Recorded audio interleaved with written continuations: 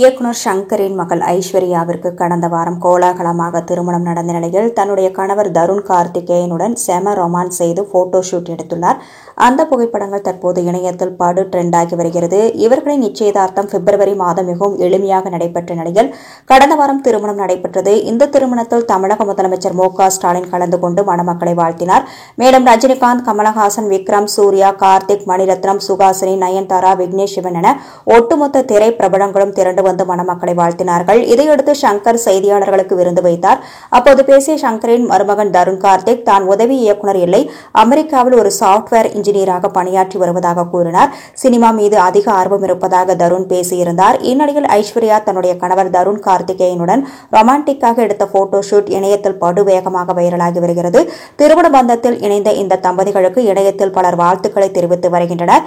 இயக்குனர் Shankar Indian 2 game changer படத்தை இயக்கி முடித்துள்ளார். இந்த 2 படங்களும் எப்போது வெளியாகும் என ரசிகர்கள் காத்திருந்து அலுத்து போய்விட்டார்கள்.